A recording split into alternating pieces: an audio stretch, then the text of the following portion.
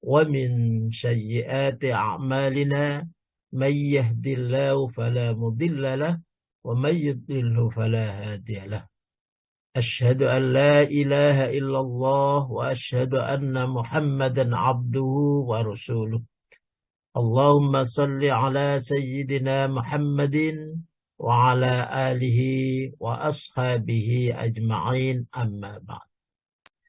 Yang saya hormati beliaunya Ustadz Soekardi, mudah-mudahan Allah selalu memberikan kesehatan. Yang saya hormati juga para pengurus jamaah As-Sifa. Mudah-mudahan juga Allah Subhanahu wa Ta'ala mempermudah segala urusannya, termasuk urusan dalam menyiapkan segalanya dalam kajian rutin pagi kita.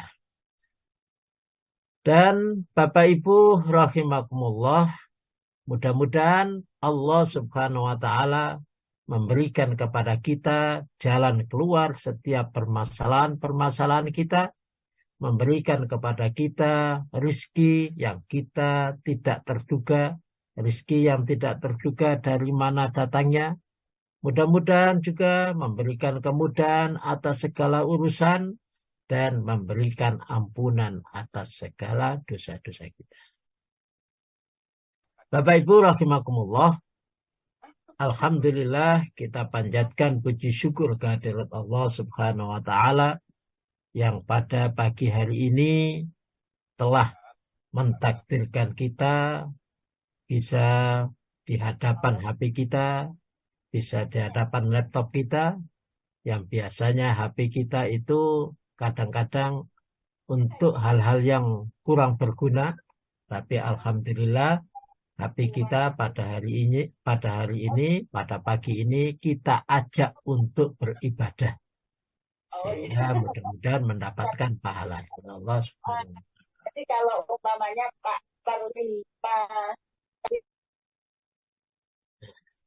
Bapak Ibu rahimakumullah, pada pagi hari ini membahas yang kedua, menghukumi manusia berdasarkan perbuatannya. Kemarin sudah saya sebutkan, sudah saya terangkan tentang siapa manusia itu. Ternyata manusia itu ada, memang Allah Subhanahu wa Ta'ala menciptakan dalam bentuk yang terbaik, yaitu ada pikirannya. Tapi manusia juga diciptakan oleh Allah dilengkapi dengan yang namanya nafsu, dilengkapi dengan sifat tergesa-gesa, dilengkapi dengan sifat berkeluh kesah, dan juga ada makhluk lain yang namanya setan yang selalu mengajak manusia ke jalan lain, ya, ke jalan lain, bukan jalan yang ditentukan oleh Allah. Setan betul-betul mengajak manusia supaya ke jalan lain. Nah, tapi diingat bahwa manusia diciptakan dalam bentuk yang terbaik sehingga bisa memilih yang benar dan mana yang salah. Kemudian menghukumi manusia itu berdasarkan perbuatan. Ini perbuatan. Ada perbuatan yang wilayah kita, ada perbuatan yang wilayah Allah. Kita boleh menilai dan ada yang kita tidak berhak menilai. Hanya Allah yang menilai. Ya. Nah, perbuatan itu gerakan. Ada perbuatan amalan lesan, ada amalan perbuatan. Ya.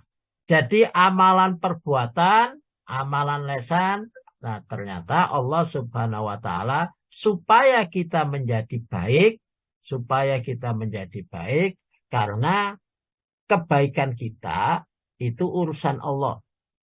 Urusan Allah. Kalau dalam surat Al-Qasr, ya ayyuhalladzina amanu taqullaha wa qulu qawlan sadida. Jadi yang perbuatan kita atau penentu dari kebaikan kita adalah qaulan sadida, ucapan-ucapan yang benar. Maka berusaha untuk mengucapkan yang benar. Kalau tidak bisa mengucapkan, kata Rasulullah, falyaqul khairan aw liyasmut. Nah, berkatalah yang benar. Kalau tidak bisa, ya diem saja. Diem saja. Kalau gergeten marah, maka kata Rasulullah juga, jika kalian sedang marah, maka diamlah. Diamlah. Itu awal. Kenapa kita bisa berbuat jelek dan lain sebagainya? Karena kita kurang bisa menjaga lisan kita. Karena di ayat berikutnya, yuslih lakum a'malakum wa yaghfir lakum dunubakum. Nah, itu urusan Allah. Allah yang akan menjadikan kalian baik, amalan perbuatan kalian baik. Nah, itu urusan Allah. Urusan kita menjaga lisan kita. Wa yaghfir lakum dunubakum, dan urusan Allah akan memaafkan. Ya, baik perbuatan, baik maaf dari Allah itu adalah disebabkan karena qaulan sadida, perkataan yang baik, perkataan. Jadi hati-hati pada perkataan kita. Nah, ada wilayah Allah, ada wilayah manusia. Wilayah manusia perbuatan yang berdasarkan yang kita lihat. Yang kita lihat. Kalau yang kita tidak lihat, bukan wilayah kita. Jadi jangan menghukumi seseorang ya sesuai dengan yang kita tidak lihat. Ya, kalau kita tidak lihat itu jadinya suudon, jadinya menfitnah dan lain sebagainya. Tapi hukumi perbuatan itu karena kita melihat. Yang kita lihat saja belum tentu apa yang sebagaimana kenyataannya. Begitu. Baik. Kita mulai dari hadis yang pertama. Hadis Imam Bukhari 24 di Riyadhus Shalihin pada hadis yang pertama. Haddatsana Syu'bah an Waqid ibnu Muhammad. Qala sami'tu abi yuhaddisu an ibnu Umar anna Rasulullah sallallahu alaihi wasallam umirtu an uqatilan nas hatta yashhadu alla ilaha illallah wa anna Muhammadar Rasulullah wa yuqimus shalah wa yu'tuz zakah fa idza fa'alu dzalik asamu minni dima'uhum wa amwaluhum illa bihaqqil Islam wa hisabuhum 'ala Allah. Monggo diartikan. Ustaz, A'udzubillahi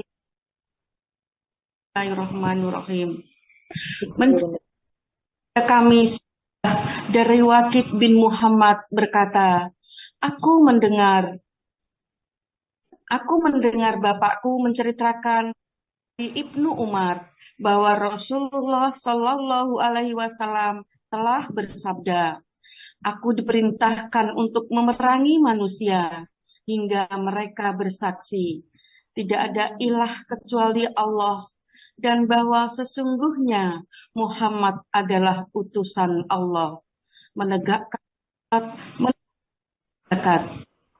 Mereka lakukan yang demikian, maka mereka telah memelihara darah dan harta mereka dariku, kecuali dengan hak hitungan mereka ada pada Allah. Baik. Ani bin Umar, dari Ibnu Umar, anna Rasulullah sallallahu alaihi wasallam, sesungguhnya Rasulullah sallallahu alaihi wasallam qala, bersabda, umirtu an uqatilan nas, diperintahkan saya atau saya diperintahkan an uqatilan nas, untuk memerangi manusia, hatta yashhadu, sehingga mereka bersaksi alla ilaha illallah, bahwa tidak ada Tuhan selain Allah. Ini adalah kalimat thayyibah. Kalimat thayyibah yang paling tinggi itu adalah la ilaha illallah. Barang siapa yang akhir kehidupannya mengucapkan la ilaha illallah dakhalal jannah. Ini kalimat thayyibah yang paling tinggi. Tidak ada Tuhan selain Allah. Berarti jalan itu ada dua. Ada jalan Allah dan ada jalan setan. Berarti kalau dia tidak mengucapkan la ilaha illallah, berarti dia masih di jalan setan. Ya. Nah, kalau sudah begitu, kata Rasulullah kepada Umar, nah kata Umar, saya diperintahkan untuk memerangi mereka hatta yasyhadu alla ilaha illallah, sehingga mereka mengucapkan kalimat thayyibah. Ya, kalimat thayyibah. Karena apa yang dari Allah itulah yang terbenar. Qulil haq walau kana muron, sampaikan meskipun itu pahit. Atau di dalam ayat yang lain, al-haqqu, yang namanya hak, kebenaran, itu min rabbika, dari Tuhanmu. Yang tidak dari Tuhanmu, itu kebenarannya dipertanyakan. Fala takunanna minal mumtarin, maka jangan sekali-kali kamu meragukan apa yang datangnya dari Allah Subhanahu wa ta'ala. Wa anna Muhammad Rasulullah, dan sesungguhnya Muhammad itu adalah utusan Allah. Tidak akan bisa melaksanakan perintah kalau tidak ada Muhammad. Karena Muhammad itu adalah makhluk seperti kita, manusia. Dan dia dijadikan Allah sebagai percontohan hidup di bumi ini. Ya, sebagai uswatun hasanah. Sebagai percontohan-percontohan. Kalau kita mau mengerjakan apa saja, maka contohnya adalah Rasulullah. Dan Rasulullah itu adalah Muhammad. Yang kedua, wa yuqimunas shalah. Setelah lesannya mengucapkan la ilaha illallah Muhammadur Rasulullah, amalannya yuqimunas shalah. Mereka adalah menegakkan sholat. Wa yu'tunaz zakat, dan juga melaksanakan mengeluarkan zakat.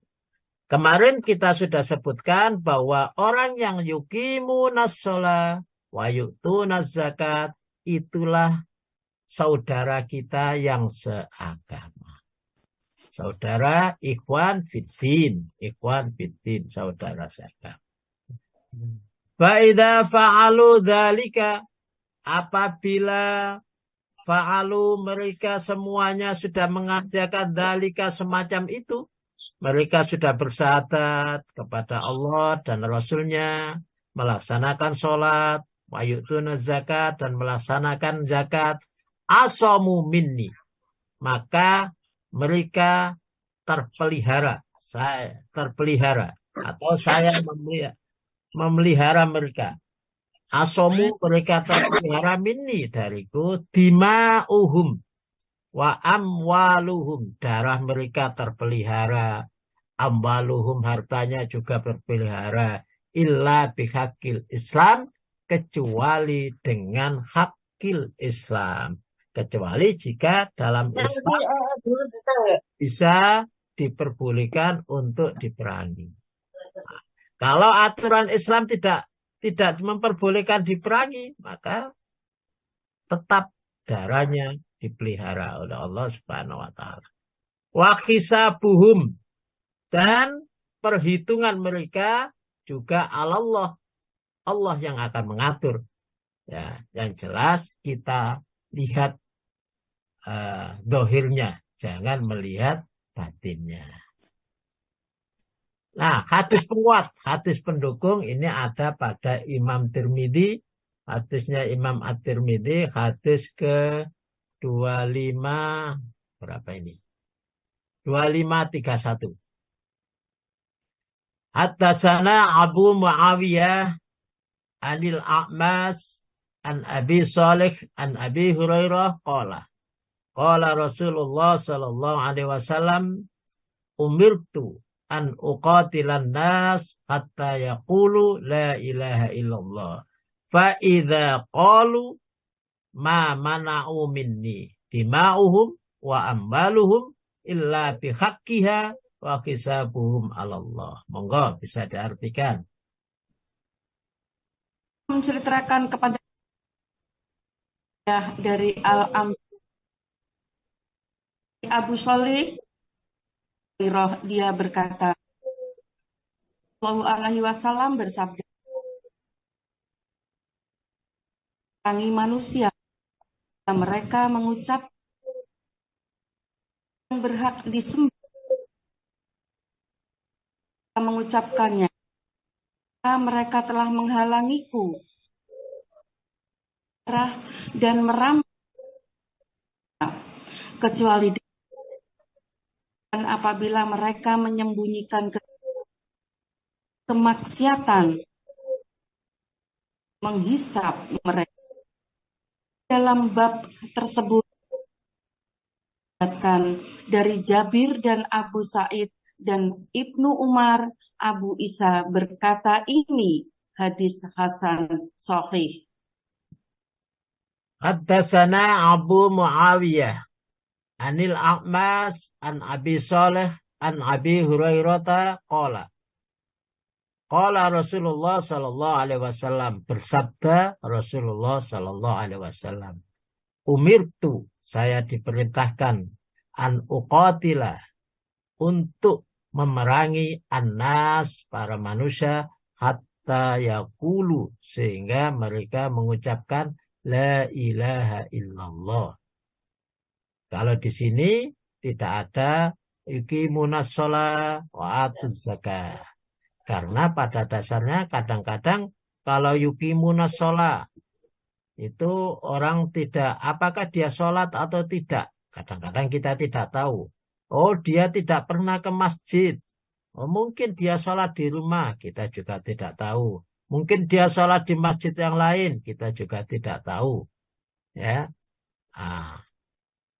maka di sini disebutkan hatta yaqulu la ilaha illallah.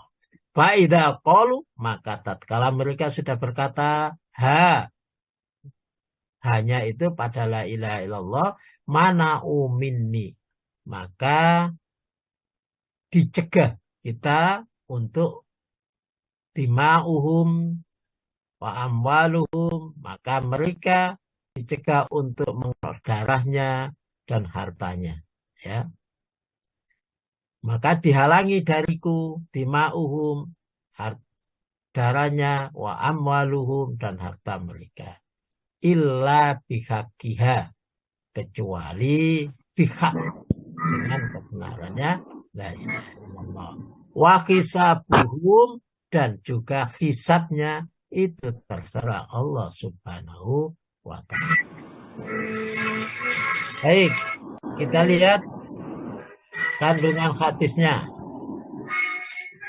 Yang pertama, kalau di situ tadi ada an uqatila, ya, an uqatila, untuk memerangi. Nah, di dalam Islam perang itu dilakukan untuk melawan para penyembah berhala, ya, agar mereka sampai masuk ke dalam Islam. Jika terjadi peperangan, nah perang itu adalah untuk memerangi orang yang menyembah berhala, bukan memerangi yang sesama muslim. Hati-hati, kenapa ada gegeran antar muslim, kenapa ada pertengkaran antar sesama muslim. Nah, biasanya kalau pertengkaran sesama muslim itu karena kebodohan kita, sehingga kita bisa bertengkar dengan yang lain. Maksud saya kebodohan kita itu apa? Kita kadang-kadang dibuat atau dijadikan untuk pemimpin-pemimpin kita, untuk ulama-ulama kita yang memimpin kita, seakan-akan mereka itulah yang paling benar. Sehingga yang lain salah. Sehingga kita bisa menyalahkan kepada orang lain. Ya, mereka amalnya sama-sama sholat saja, sama-sama sholat saja. Maka kemudian mereka, oh itu sholatnya salah, tidak sesuai. Nah, atau mereka sama-sama beribadah, ya menyalahkan yang ibadah yang lain. Nah, padahal mereka sudah menyembah kepada Allah, mereka sudah sholat dan lain sebagainya sesuai dengan Islam. Nah, maka kalau sudah demikian, urusannya, hisabnya adalah urusan Allah, bukan urusan kita lagi, urusan Allah. Maka hati-hati, ya, hati-hati. Karena saudara seagama kita, kita jadikan saudara seagama kita sebagaimana yang disampaikan Allah. Nah, jika mereka sudah masuk Islam, jika mereka sudah bersahadat, maka terpeliharalah darah dan harta mereka. Kita tidak boleh memerangi mereka. Kita tidak boleh merampas harta mereka. Itu maksud hadis.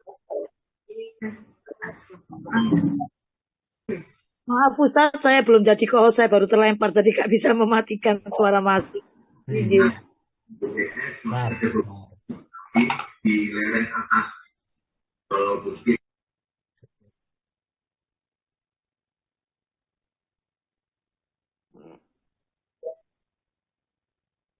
Nah, ini sudah saya. Kita lanjut. Saya ulang lagi. Jika mereka sudah masuk Islam, maka terpeliharalah darahnya. Jadi kita tidak boleh memerangi, menyakiti, ya, menyakiti orang yang sudah sama-sama sholat, menyakiti orang-orang ya. Mereka itu adalah ikhwan. Yang namanya ikhwan ya berarti harus diingatkan yang baik. Ya, jangan disalah-salahkan. Kamu salah berbuat gini, ini salah dan lain sebagainya, jangan. Ya. Apalagi kalau kadang di antara umat itu, di antara umat Islam itu ada yang sensitif dengan kalimat bid'ah. Itu sensitif. Kenapa? Karena kalimat bid'ah itu seakan-akan bahwa kamu masuk neraka. Kamu masuk neraka. Nah, itu menyebabkan kita jadi sensitif. Maka gunakanlah kalimat yang baik. Mungkin kalimat, oh itu kurang baik. Oh itu adalah kurang sesuai. Nah, itu hadisnya begini. Jangan langsung ditancapkan kalimat yang menyebabkan mereka jadi marah. Baik, kita lanjutkan hadis yang kedua. Hadis yang kedua. Haddatsana Marwan ya'niyan Al-Fazari an Abi Malik an Abi qala Sami'tu Rasulullah sallallahu alaihi wasallam yaqul man qala la ilaha illallah wa kafara bima yu'badu min dunillah haruma maluhu wa damuhu wa hisabuhu 'ala Allah. Monggo. Telah menceritakan kepada kami Suwaid bin Sa'id dan Ibnu Umar, keduanya berkata, telah menceritakan kepada kami Marwan, keduanya memaksudkan Marwan Al-Fazari dari Abu Malik, dari bapaknya dia berkata, aku mendengar Rasulullah SAW bersabda, barang siapa yang mengucapkan tidak ada Tuhan yang berhak disembah melainkan Allah dan mengkufuri sesuatu yang disembah selain Allah, maka telah haram harta dan darahnya dan pahalanya di sisi Allah. An Malik, an Abi Malik, dari Abi Malik, an Abi, dari bapaknya, qala, berkata, Sami'tu, saya telah mendengar Rasulullah Shallallahu Alaihi Wasallam yaqul, telah berkata, man qala, barang siapa yang mengucapkan la ilaha illallah, la ilaha illallah, tiada Tuhan selain Allah, wa kafaro, dan telah mengkufuri bima yu'batu, dengan sesuatu yang disembah. Ini berarti selain Allah itu ada banyak yang disembah. Ada yang menyembah patung, ada yang menyembah pohon, ada yang menyembah uangnya, ada yang menyembah banyak. Karena ilaun itu banyak sekali. Ya, bisa mengalahkan yang lainnya. Bahkan Allah Subhanahu wa taala dikalahkan. Nah, itu yuk batu sesuatu yang disembah. Jadi jangan sampai kita menjadi seseorang yang ya harus ditaati melebihi taatnya kepada Allah Subhanahu wa taala. Kadang-kadang orang tua itu bisa begitu. Ya, melebihi ditaati. Makanya Allah meskipun Allah menyampaikan berbuatlah baik kepada orang tua, tapi tetap kalau kepada Allah, ya, wa qadha rabbuka alla ta'budu illa iya wa bil walidain, seakan-akan Allah dan orang tua itu berdampingan, tapi tetap pada Allah harus diutamakan. Meskipun orang tua itu jangan sampai menjadi orang tua dan merasa bahwa dia harus lebih ditaati, bahkan pada perintah Allah sekalipun mengalahkan Allah, apalagi yang lainnya. Maka istri kepada suami harus ditaati melebihi taatnya kepada Allah. Suaminya sholat kadang-kadang tidak boleh, istrinya sholat kadang-kadang nggak boleh. Lah, sampai begitu berarti salah. Itu berarti menjadikan dirinya tandingan Allah. Jangan sampai begitu. Yu'badu min dunillah, sesuatu yang disembah selain Allah. Maka saya katakan tadi, berhala itu banyak. Berhala itu banyak. Nah, tapi kalau orang itu sudah mengucapkan la ilaha illallah, maka haram maluhu, harta bendanya, wadamuhu, dan darahnya, wa hisabuhu alallah, dan hisabnya itu ada pada Allah Subhanahu wa taala. Jadi ditentukan masuk surga atau tidak, ya itu terserah Allah. Terserah Allah. Jangan seakan-akan kita yang punya surga sehingga orang itu masuk neraka, orang itu masuk surga. Nah, itu ternyata kita kalau berdasarkan hadis ini kita tidak bisa begitu. Ya. Jadi itu urusan Allah, urusan kita. Dia sudah mengucapkan la ilaha illallah, melaksanakan sholat, dia adalah saudara kita, saudara seagama. Kalau ada mereka yang salah, kita ingatkan. Kita ingatkan watawasau bil haq, watawasau bis sabr. Ya, diingatkan dengan kalimat yang baik, diajak dengan yang baik. Ud'u ila sabili rabbika bil hikmah. Ya, diajak dengan baik supaya sesama muslim tidak menjadi pertengkaran, sesama muslim tidak menjadi saling membunuh. Hadis penguatnya ini banyak. Qala Rasulullah sallallahu alaihi wasallam, man qala la ilaha illallah wahdahu la syarikalah dakhalal jannah. Qala qultu wa in zana wa in saraka wa in zana wa in saraka. Diulang-ulang. Qultu wa in zana wa in saraka. Diulang lagi. Terus qala Rasulullah qala wa in zana wa in saraka ala raqmi anfin abid darba qala fa kharajat li unati biha finnas qala falaqiyani Umar qala irji fa innan nas in alimu bihadhihi takalu alaiha faraja'tu fa akhbartuhu sallallahu alaihi wasallam qala faqala sallallahu alaihi wasallam sadaqa Umar. Monggo. Ustaz. Oke, diartikan. Yang tebal aja nggak apa-apa. Siapa mengucapkan la ilaha illallah wahdahu la syarikalah, tidak ada Tuhan yang berhak disembah selain Allah yang Maha Esa, yang tidak ada sekutu baginya, maka dia akan masuk surga. Abu Darda berkata, aku bertanya, sekalipun dia berbuat zina dan mencuri. Beliau menjawab, sekalipun dia berbuat zina dan mencuri. Aku bertanya lagi, sekalipun dia berbuat zina dan mencuri?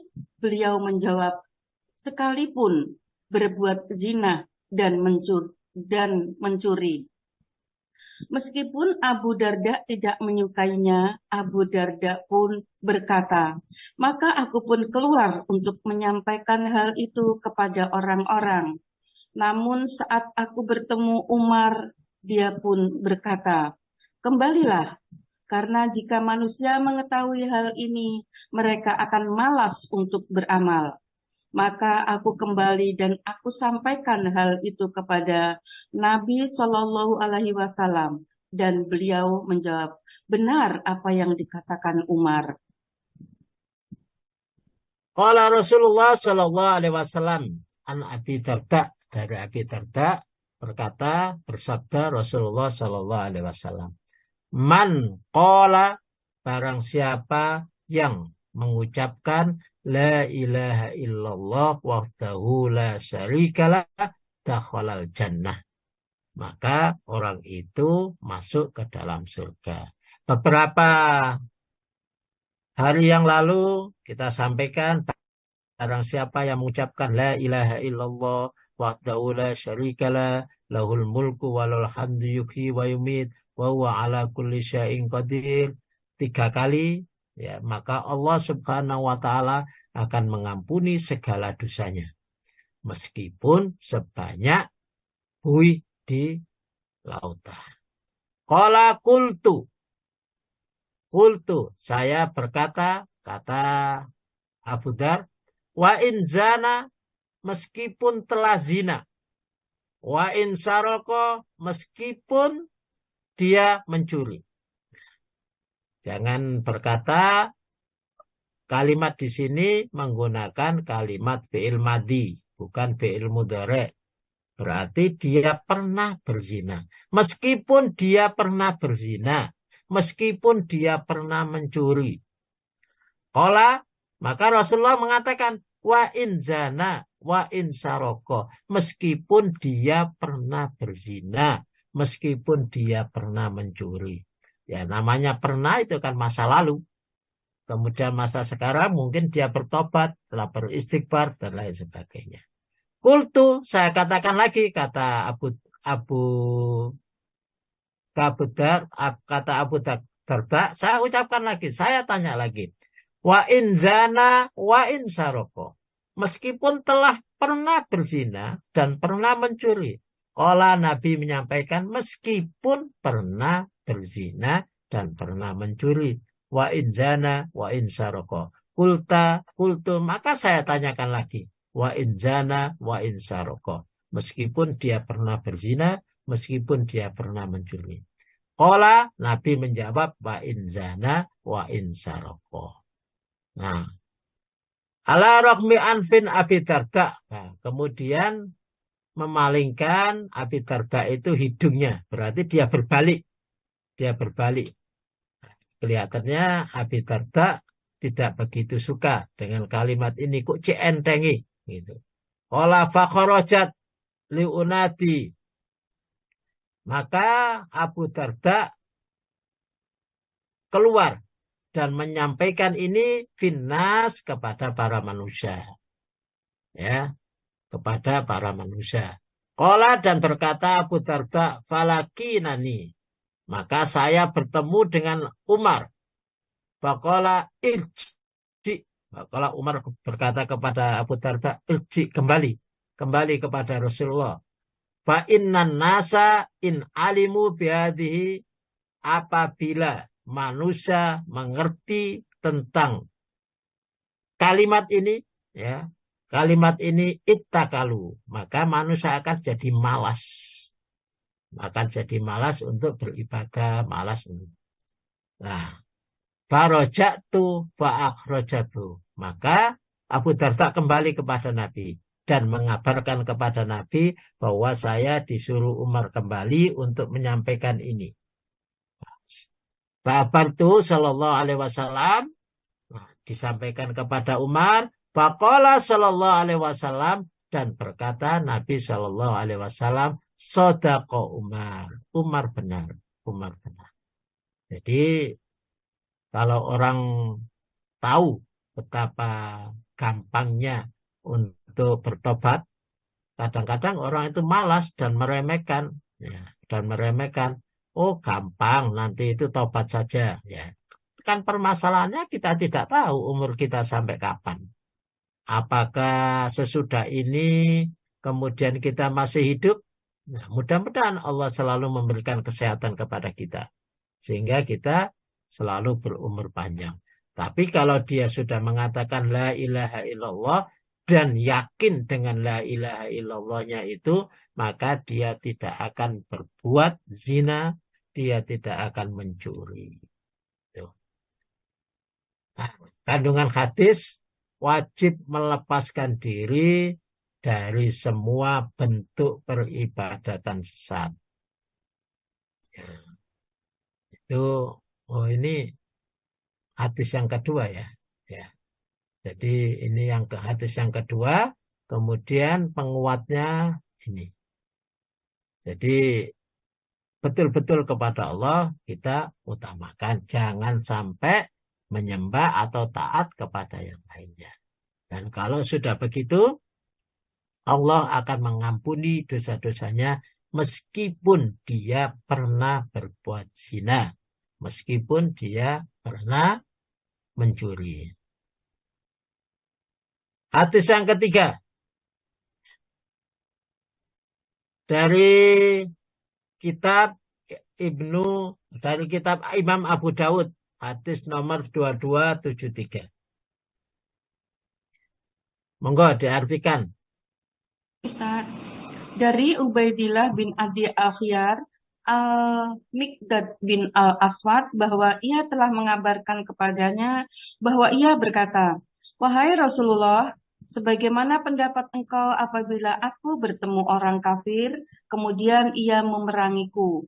Lalu ia menebas salah satu tanganku dengan pedang. Kemudian ia melindungi dariku di sebuah pohon. Lalu ia berkata, aku masuk Islam karena Allah. Apakah aku boleh membunuhnya? Setelah ia mengucapkan hal tersebut, wahai Rasulullah, Rasulullah Shallallahu Alaihi Wasallam berkata, jangan engkau membunuhnya. Kemudian aku katakan, tapi ia telah memotong tanganku. Rasulullah Shallallahu Alaihi Wasallam berkata, jangan engkau membunuhnya, karena apabila engkau membunuhnya, maka ia akan menempati posisimu sebelum engkau membunuhnya, dan engkau menempati posisinya sebelum ia mengucapkan kalimat tersebut. An Ubaidillah bin Adi bin Al-Khiyar anil Miqdad bin Al-Aswad annahu akhbarahu annahu qala ya Rasulullah, wahai Rasulullah. Ini dari Miqdad bin Aswad. Ya Rasulullah, wahai Rasulullah, ara'aita, bagaimana pendapat engkau, bagaimana menurut engkau, in laqitu rajulan, jikalau saya ketemu dengan seorang laki-laki minal kufar, dari orang kafir, faqatalani, dan orang kafir itu memerangi aku, fadoroba ihdayatai, dan fadoroba memukul, menebas ihdayatai, salah satu tanganku, bisaif, dengan pedang. Ini luar biasa. Pertanyaan yang luar biasa. Bagaimana pendapatmu ya Rasulullah jikalau saya ketemu orang kafir dan orang kafir itu memerangi saya. Setelah memerangi saya, dia dengan pedangnya memotong, menebas tanganku. Salah satu tanganku putus. Summa lada minni bisyajarutin. Kemudian dia berlindung dariku di belakang pohon. Jadi setelah menebas itu lari dan berlindung di belakang pohon. Faqala, nah Kemudian dia berkata, aslamtu lillah. Saya berislam karena Allah. Mereka berarti mengucapkan kalimat syahadat. Asyhadu alla ilaha illallah wa asyhadu anna Muhammadar Rasulullah karena Allah. Afataqtulhu? Apakah saya membunuh mereka? Ya Rasulullah, ba'da an qalaha. Sesudah mereka mengucapkan asyhadu alla ilaha illallah wa asyhadu anna Muhammadar Rasulullah, mereka sesudah berislam, apakah saya membunuhnya? Qala Rasulullah sallallahu alaihi wasallam, Rasulullah sallallahu alaihi wasallam bersabda, la taqtulhu, jangan engkau perangi dia, jangan engkau bunuh dia. Fakultu ya Rasulullah innahu qata ayatai.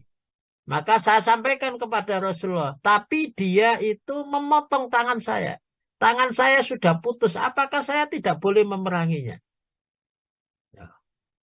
Kalau Rasulullah sallallahu alaihi wasallam, la taqtulhu, jangan engkau perangi, jangan engkau bunuh.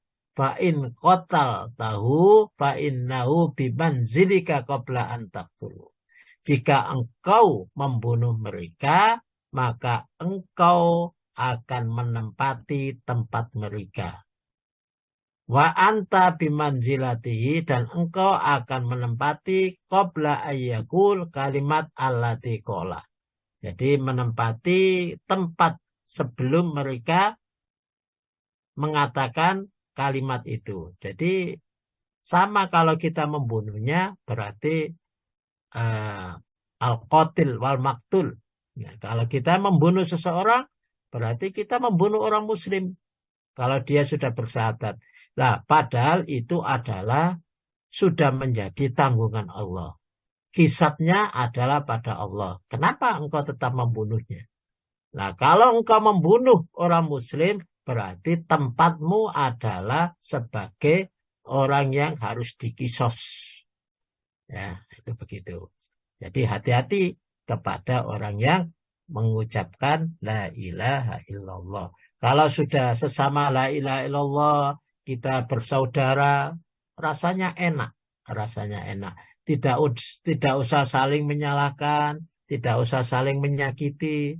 Yang jadi masalah itu kita sudah kadung seakan-akan kita percaya kepada A, itu kemudian seakan-akan itu lebih daripada seakan-akan mereka Tuhan kita. Sehingga kita jadikan dia itu apa yang dikatakan, nah, itulah Quran. Seakan-akan begitu. Wallahu alam. Nah, kandungan hadis, orang yang tampak darinya bukti bahwa ia masuk Islam, baik dengan ucapan maupun perbuatan, haram dibunuh. Jadi meskipun belum tampak mereka melaksanakan sholat, tapi lesannya tampak mengucapkan syahadat, maka kita tidak boleh membunuhnya. Orang yang membunuhnya padahal ia tahu ya hukumnya haram, maka perbuatan itu wajib dikisos. Nah, Bapak Ibu rahimakumullah, ini yang bisa saya sampaikan pada pagi hari ini. Mudah-mudahan di antara kita muncul rasa persaudaraan sesama muslim dan hilang rasa permusuhan sesama muslim. Baik dalam kondisi apapun. Ya, baik dalam kondisi apapun kita adalah sesama muslim.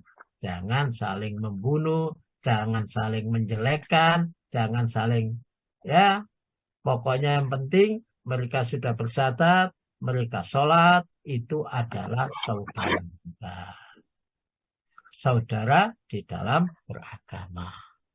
Monggo saya kembalikan ke Pak Harto.